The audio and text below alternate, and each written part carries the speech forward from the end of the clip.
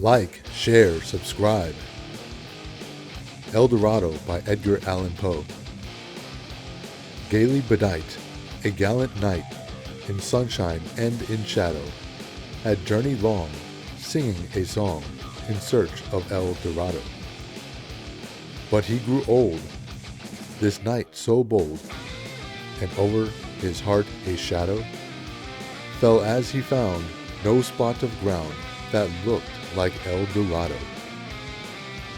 And as his strength failed him at length, he met a pilgrim's shadow.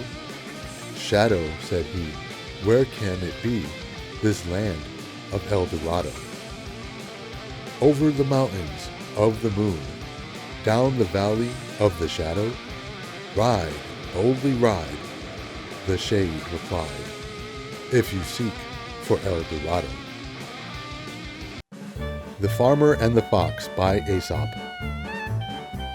A farmer was greatly annoyed by a fox, which came prowling about his yard at night and carried off his fowls. So he set a trap for him and caught him. And in order to be revenged upon him, he tied a bunch of tow to his tail and set fire to it and let him go. As ill luck would have it, however, the fox made straight for the fields where the corn was standing ripe and ready for cutting. It quickly caught fire, and it was all burnt up, and the farmer lost all his harvest. The Wolf in Sheep's Clothing by Aesop. A wolf resolved to disguise himself in order that he might prey upon a flock of sheep without fear of detection. So he clothed himself in a sheepskin and slipped among the sheep when they were out at pasture. He completely deceived the shepherd, and when the flock was penned for the night, he was shut in with the rest. But that very night, as it happened, the shepherd, requiring a supply of mutton for the table, laid hands on the wolf in mistake for a sheep, and killed him with his knife on the spot. The Ant by Aesop. Ants were once men and made their living by tilling the soil.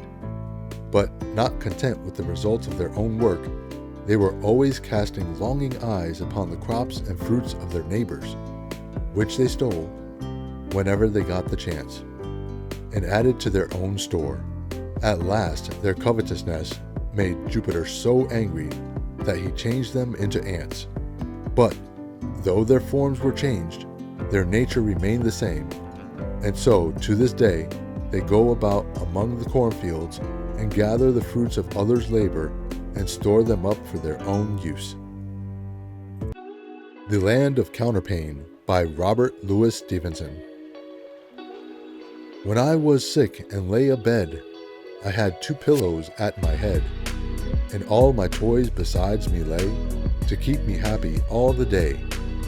And sometimes for an hour or so, I watched my leaden soldiers go, with different uniforms and drills, among the bedclothes through the hills, and sometimes sent my ships and fleets all up and down among the sheets, or brought my trees and houses out, and planted cities all about. I was the giant great and still, that sits upon the pillow hill, and sees before him dale and plain, the pleasant land of Counterpane. Life is Bitter by Ernest Henley. Life is bitter, all the faces of the years, young and old, are gray with travail and with tears. Must we only wake to toil, to tire, to weep?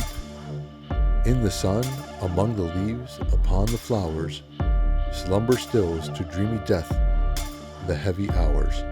Let me sleep. Riches won, but mock the old, unable years. Fame's apparel that hides beneath the sea of tears. Love must wither, or must live alone and weep. In the sunshine, through the leaves, across the flowers. While we slumber, death approaches through the hours. Let me sleep. Invictus by Ernest Henley. Out of the night that covers me, black as the pit from pole to pole, I thank whatever gods may be for my unconquerable soul. In the fell clutch of circumstance, I have not winced nor cried aloud. Under the bludgeonings of chance, my head is bloody, but unbowed. Beyond this place of wrath and tears, looms but the horror of the shade, and yet the menace of the years finds and shall find me unafraid. It matters not how strait the gate, how charged with punishments the scroll. I am the master of my fate. I am the captain of my soul. The Past Was Goodly Once by William Ernest Henley. The past was goodly once, and yet, when all is said, the best of it we know is that it's done and dead. Dwindled and faded quite, perished beyond recall. Nothing is left at last of what one time was all. Coming back like a ghost, staring and lingering on. Never a word it speaks, but proves it is dead and gone. Duty and work and joy, these things it cannot give. And the present is life, and life is good to live. Let it lie where it fell, far from the living sun. The past that, goodly once, is gone and dead and done. The Boy and the Filberts by Aesop. A boy put his hand into a jar of filberts and grasped as many as his fist could possibly hold. But when he tried to pull it out again, he found he couldn't do so, for the neck of the jar was too small to allow of the passage of so large a handful. Unwilling to lose his nuts, but unable to withdraw his hand, he burst into tears. A bystander, who saw where the trouble lay, said to him, "Come, my boy, don't be so greedy. Be content with half the amount, and you'll be able to get your hand out without difficulty." The Land of Nod by Robert Louis Stevenson. From breakfast on through all the day, at home among my friends I stay, but every night I go abroad, afar into the Land of Nod. All by myself I have to go, with none to tell me what to do, all alone besides the streams, and up the mountain sides of dreams.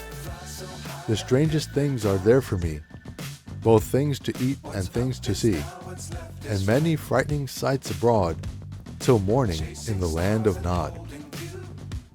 Try as I like to find the way, I never can get back by day, nor can remember plain and clear the curious music that I hear. Subscribe for more JPR Reads, breathing life into timeless tales.